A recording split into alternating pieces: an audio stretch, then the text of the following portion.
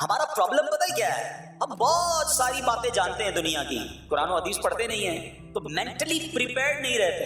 آپ کو پہلے ہی پتا ہو کہ یار گرمیاں آنے والی ہیں، تو اچانک گرمیاں آئیں گی تو پریشان نہیں ہوں گے نا۔ آپ کو پتا تھا جون جولائی میں گرمی ہوتی ہے، بھائی سردیاں نہیں ہوتی۔ آپ پنکھا بھی تیار رکھتے ہیں، ٹھنڈا پانی کا انتظام بھی رکھتے ہیں، گرمی کے وقت باہر کم نکلتے ہیں، اور سردیاں آتی ہیں آپ کو پہلے ہی پتا ہوتا ہے، رضائی تیار کر لیتے ہیں، سویٹر نکال لیتے ہیں۔ ایسا نہیں ہوتا کہ صبح اٹھتے تو 40 ڈگری ہوتا ہے، دوسرے دن اٹھتے تو 5 ڈگری ہوتا ہے، بندہ کہ یار آج ٹھنڈ کی ہو گئی، کل گرمی کی ہو گئی۔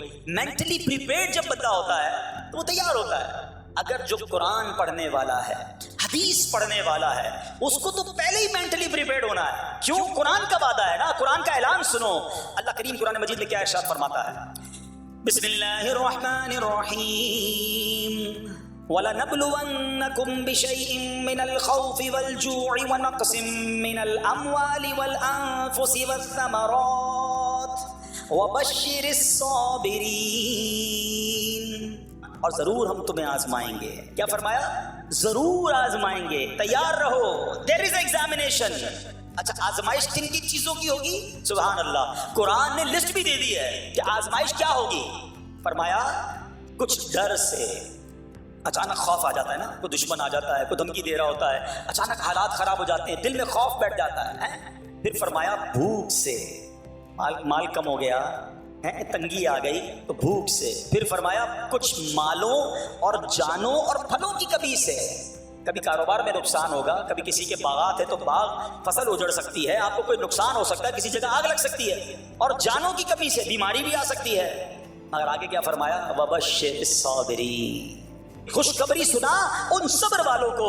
اور جب سبحان اللہ یہ ایگزام آتا ہے نا، جو اس ایگزام سے نکل جاتا ہے تو رب نے فرمایا خوشخبری ہے۔ اللہ اکبر، ہم نے زندگی میں دیکھا ہے جس نے مصیبت پر صبر کیا، اللہ کی رضا پر راضی رہا، اللہ نے مشکل سے بھی نکالا اور پہلے سے اسے زیادہ عطا فرما دیا۔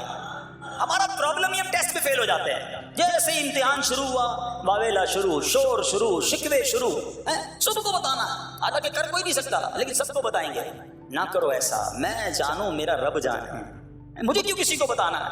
ہاں وہ کریم ہے، وہ دیکھ رہا ہے کہ میرا بندہ صبر کر رہا ہے۔ سبحان اللہ۔ حضرت سیدنا امام ابو جعفر محمد بن جریر طبری تفسیر طبری میں اس آیت مبارک کے تحت فرماتے ہیں، یعنی ہم تمہیں دشمن کے خوف، قحط سالی، شدید بھوک و فقر و فاقہ، فصلوں کی کمی، مقاصد کے حصول میں مشکلات، کفار سے جنگ کے دوران افرادی قوت میں کمی اور اہل و عیال کی موت وغیرہ کے ذریعے آزمائیں گے، اور یہ سب چیزیں بطور امتحان ہوں گی تاکہ تمہارے سچے جھوٹوں سے اور اہل بصیرت منافقوں سے جدا ہو جائیں۔ یعنی اس ٹیسٹ میں پتہ چل جائے گا کون اللہ والا ہے، کون صبر والا ہے، کون اللہ کی رضا پر راضی رہنے والا ہے۔ سنو سنو، جب یہ تکلیف آتی ہے نا تو اس کا پھر اجر کتنا ملتا ہے۔ شہنشاہ نبوت، مخزن جود و سخاوت صلی اللہ تعالی علیہ وسلم نے ارشاد فرمایا، جو دنیا میں ہی اپنی ہر خواہش کی تکمیل کر لے تو یہ چیز آخرت میں اس کے اور اس کی خواہش کے درمیان آڑ اور پردہ بن جائے گی، اور جو مالداروں کی زینت کی طرف اپنی نگاہیں دراز کرے تو وہ آسمان والوں کے سامنے بے عزت ہو جاتا ہے،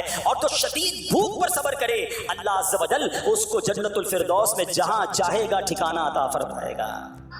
ہاں، ہر چیز پوری ہو جائے، جو چاہیے وہ مل جائے، یہ نہیں ہونا چاہیے۔ کچھ نہ کچھ آزمائشیں آئیں گی، اور اگر سب ادھر مل گیا تو ادھر پھر کیا ملے گا؟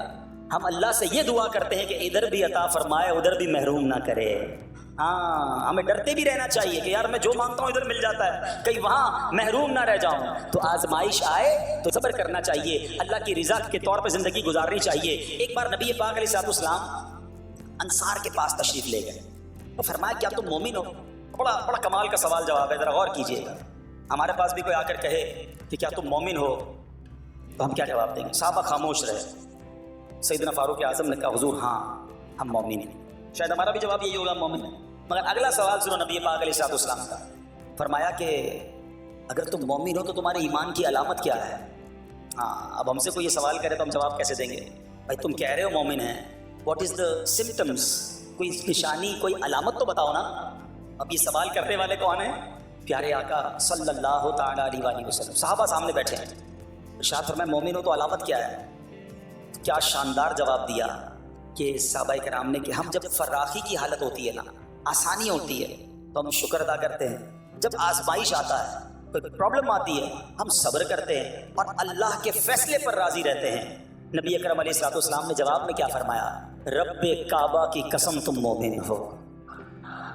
تو پتہ یہ چلا کہ مومن ہونے کی نشانی یہ ہے کہ جب اچھے دن آئیں تو شکر کرے، اور مشکل کے دن آئیں تو اللہ کی رضا پر، اللہ کے فیصلوں پر راضی رہے، صبر کرے۔ اب آؤ سوال کرتے ہیں، اچھے دن آتے تو ہم کیا کرتے ہیں؟ ارے بھائی میں تو انتظار میں تھا، تھوڑے پیسے آئیں تو فلاں عیاشی کروں، فلاں گناہ کروں، تھوڑے پیسے تھے تو وہ کام ہی نہیں کر پا رہا تھا، اب تو موقع لگا ہے، اب تو دن آئے ہیں۔ معاذ اللہ، جس کو اللہ نے